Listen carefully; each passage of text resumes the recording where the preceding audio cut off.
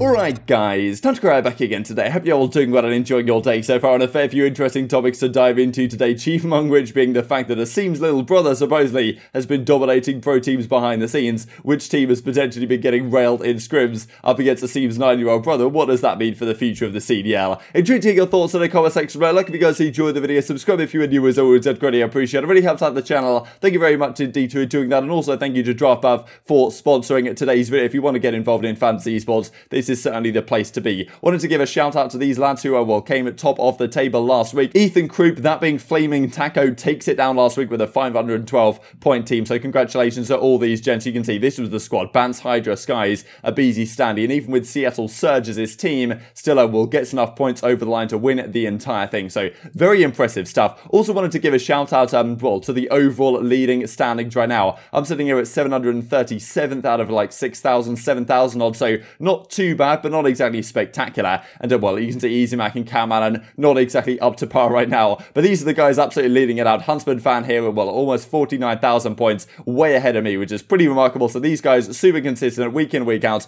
being like dominant fantasy players, so certainly fair play. But this week is actually a special thing in terms of fantasy, because there is actually something up for grabs. This is the team I've put together. If you guys want to get involved, feel free to do so at the link down below. But Draftbuff are putting on a challenge between myself and Crone. If you guys know Crone from CDL Intel, whoever's team out of my team right here and his team does better this weekend at the major, then the winner out of us two will get, I think, the top 3 in both of our draft royales. If I win, the top 3 in my draft royale, so 3 of you guys watching will actually win a CDL pack, I believe. That's what Draftbuff are giving away. If I lose though, Crone's top 3 gets it. So I'll do my best for you guys. Hope the boys can clutch up. And if you want to get involved, then you give yourself a chance of letting me help you get a CDL pack or something along those lines. So pretty interesting stuff. I've put some thought into this. Hopefully it works out in my favor, and hopefully, Crone doesn't watch the video and copy some of my players and switch 1 or 2 up so we can try and get a better team on the weekend. But thanks for dropping up once again. Let's dive into things then. So this came out from Nature yesterday. I thought it was pretty interesting. Excited to be casting alongside Maven and Merc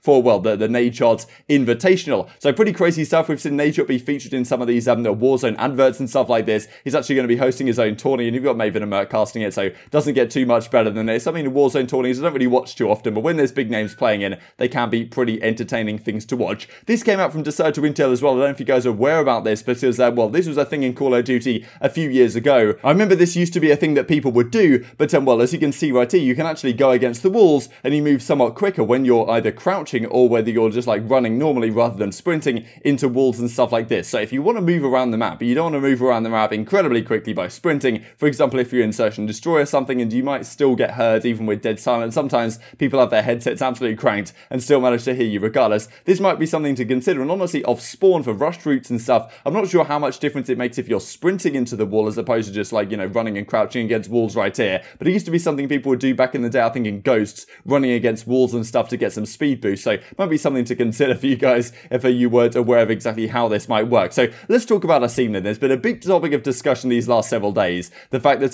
supposedly one of Asim's little brothers, or maybe just his only little brother, has been filling in for Asim sometimes in scrims, or not sometimes, maybe only it was just one occasion. And he's been playing Call of Duty obviously a fair amount, and apparently he's been diving into some matches against some pro teams and absolutely decimating them. Now this of course is maybe it's overblown, maybe it's exaggerated, but I didn't think it was a pretty funny topic of discussion to kind of rumour which team this might potentially be that's having a tough time against Asim's 9-year-old little brother Yusuf, as we'll look at the clip here in just a second, but also what it might mean for the future of the CDL. Because as Asim is going to say in this clip we're going to look at here in just a second, the fact that when he was coming up and trying to make it as a professional Call of Duty player, his parents obviously weren't particularly keen for him to do it. The focus was on, make sure you get your work done and schoolwork and stuff like this, and understandably that is going to be the focus. However, if your older brother is now a professional Call of Duty player, you can imagine if you're 9 years old, your parents are probably not going to mind too much if you're spending a lot of time on the game to try and get really good at it, and not going to unplug the PS4 or the Xbox like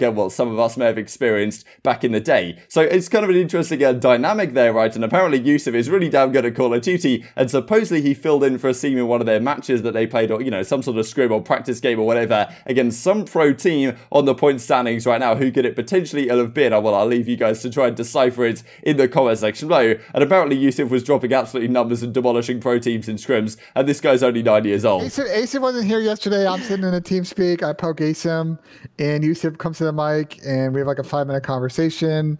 And he's just acting like Asim, bro. We picked a bunch of other people on the team. Hold on, let me go get Wait, but and then okay, before I want to bring it up, and then Ben exposed Clay. Apparently, you guys played a map with Yusuf, and this guy absolutely fried. Wait, he said that on the flying? Yeah, Ben said that. What the? He exposed the team though, so to be fair, he didn't expose who it was against, so the team will never know. But just know that there's a pro team out there who got smoked by a 10-year-old or a 9-year-old or a 9-year-old. One shot. Listen, or a 9-year-old. Yusuf will be available. CDL teams. You should put them on your radar. Hey, I got boys. pissed. I'll be back. Hey, what's up, Yusuf? First, I want to thank Ben and Zuma for shouting me out and gassing me up. Wake up. Thank you so much. Hey, you're welcome, Yusuf. You're welcome, man. It's always a pleasure to have you on, man. All right. You guys think I can go pro right now? Yeah, okay. Here's the thing. Here's the thing, Yusuf. I think you 100% have what it takes to go pro. I think if you keep working hard and you're passionate about what you want to do and just keep working and keep grinding, and you know, one day. How old are you, Yusuf? How old are you? I'm turning 10 this month. So you're 9 years old and you just smoked a pro team. You just beat a pro team. So if you keep at it, your game will get so much better as time goes on. You get more experience. And now, what's interesting to me about this in addition is that, well, as the Karma says right here, this I think came out in September last year, as you can see. But of course, his daughter Bella, she was I think she was playing some Warzone tourney with him right here and having some pretty good success. And I do wonder what the next generation looks like for Call of Duty players, because as we just kind of said with Asim, when you're trying to make it as kind of the first player in your family, I guess, has been a professional Call of Duty player, because it's obviously not a very common career path, then it's going to be tough for you to convince your parents and stuff that actually that is the right direction to go in. But maybe you can even have a family, because in other sports you often will get like families that have done very well throughout generations in terms of having players that have come up through the scene. But in Call of Duty it's just so new that we haven't really seen anything along those lines. And well, maybe that'll happen here in Call of Duty, that Asim and his brother and maybe like in future generations and stuff will just start dominating the Call of Duty league. And some of these guys starting from a young age, it's pretty cool to see, right? The idea that well, people are considering, I guess Asim's parents are considering the fact that, okay, yeah, maybe being a professional Call of Duty player is actually like a career path for a guy like Yusuf. And well, clearly he's been absolutely smoking people, or at least that is how the rumor goes. I imagine it's somewhat exaggerated what he was putting up on the map, but obviously pretty impressive. Like when I was 9 years old, I don't think I've ever played COD in my life. I'm pretty sure I got my first COD when I was 11, and I was complete garbage. Like I remember ILLey, there was some discussion that ILLey won his first tournament back on Black Ops 1, I think when he was 9 years old, which is that is just incredible to me. And like honestly, I was nowhere near. I wonder when he first picked up a controller. Some people are just, I guess, naturally gifted to do it. So maybe Yusuf is on a similar path, right, where he's been dominating COD tourneys these last couple of years online, and now he's beating pro teams when he's only 9 years old, and well, now he's got the potential to absolutely smoke people as he continues growing and, well, evolving over time as a Call of Duty player. And a guy like Asim is probably one of the best older brothers you could possibly have to mold you and will get you into a good headspace, certainly, to be the next up Call of Duty talent. Of course, there's a long way away until this guy's 18 and he could actually potentially play in the Pro League, but well, if the Call of Duty League still exists in like 2029, we may see Yusuf well being the MVP of the league. So crazy to see and crazy to look at going forward as well. I wanted to touch on this also because there's been a lot of stats coming out these last couple of days and a lot of discussion really in general about the assault rifles. Thought this was a cool question. What's the best assault rifle in competitive Call of Duty history? We've got right here the M8A7, the ICR7 from Black Ops 4, for example, the BAL-27, the Remington from Ghost. The Remington from Ghost definitely deserve a shout. I think the M8A1 deserves a shout from Black Ops 1. I think the AN-94 deserves a shout. I absolutely love that weapon. The BAL obviously is, well, an absolute monster. And you're thinking about Black Ops 3 as well. I mean, Black Ops 3, I guess, had the M8A7. The NV4 from Infinite Warfare as well, I thought was absolutely phenomenal. But speaking of assault rifles, there's been, well, this comes out from aBeZy the Greg. We did look at that very briefly yesterday. What's it, well, Insight, and well, Bance was saying on the matter saying, okay, maybe it should be actually the 74U that's getting buffed. And his Insight saying, yeah, damn right, we need to get this Craig buffed. But this is what Insight's stats have been looking at so far. this season. So when you're looking at that through stage 3, you're probably looking at these stats and thinking, okay, do we actually need to buff the Krig when we're seeing Insight and, well, the boys on Toronto are going 5-0 and, well, having a 1.2 in hardpoint and 1.21 in Surge, 1.37 in control for 1.27 overall KT. That is absolutely remarkable. On the Octane side, the stage 3 record looks very different, but fair play to Octane, because really throughout his career, I don't think we've seen him have many too many games where he's really good with the in the Search and Destroy. But at this stage, and really this season, he's been very good in Search. He has a 1.5 almost in Search, despite them, well, I think they're 2-4 in Search and Destroy, and they're 0-5 stage 3 record, of course, 1.01 in hardpoint, 1.16 in control, and we'll have to see how they fare at the major. They play up against Los Angeles Guerrillas, I believe, first up in the losers bracket run. If they win that, they play OpTic, and they have not had a good record against OpTic, certainly these last several weeks, so they have played them a number of times over the last couple of months. So interesting to see. You do have to wonder whether you're looking at this stats and thinking, okay, is this just like Octane of old, or yeah, is this basically like the Seattle of old in the sense that Octane's putting up solid numbers, but they just can't seem to get anything done in this series, as we've seen really for the last couple of stages. On the Arcitys side, you've got to say fair play to him, because there's been a lot of discussion regarding Arcitys, the fact that yes, maybe he didn't have the best stage 2, for example, when they didn't end up winning that championship. But as you can see right here, 1.17 in hardpoints, 1.16 in Search, 1.31 in control for 1.21 overall KD,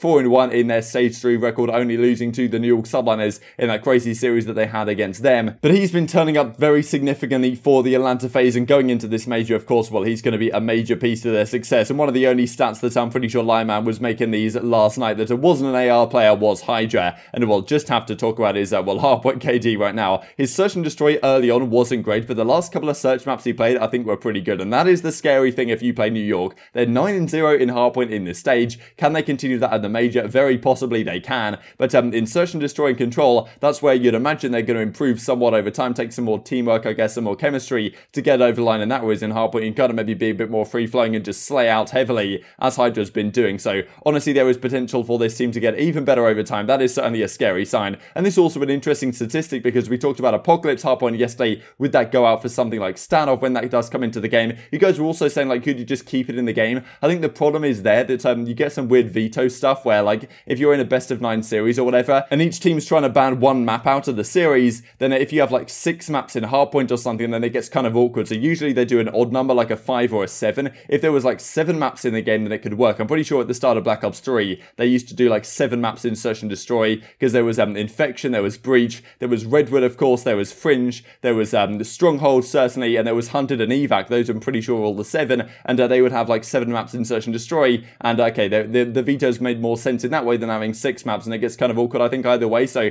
I don't know, but obviously we'd love to see Standoff in the game regardless. But there was some discussion which map should go out. We've actually seen a lot of teams winning that from the bad side, but on Raid, interestingly enough, actually all the teams that have won it in stage 3 have started on the good side, which means that all the teams that have picked it have had a 100% loss rate. So the good side is the side where you spawn with favourable spawns for the second hardpoint, which is the kitchen hill. So you spawn on the side of the map where laundry is on your right hand side, or the ring is on your right hand side as you spawn in, if you understand what I mean. And you can see here that the team that of course wins the game largely has P2 spawns, which means that well, they get a lot of time on P2 as a result. So pretty interesting to see. Of course, I still think Raid is fantastic, but well, interesting to see the fact that maybe Apocalypse is actually slightly more random, or slightly, well, easier to deal with on the bad side than a map like Raid is right now. How will Standoff play? It remains to be seen. But I treat to hear your thoughts on all this stuff in the comment section below. Hope you guys enjoyed the video. If you did enjoy it, I'd greatly appreciate a like on the video. It really helps out the YouTube algorithm. Like you enjoyed this content, other people like you may enjoy this content as well, and I'm growing the competitive Call of Duty community. Thank you for watching as always. Take care, and I will see you next time.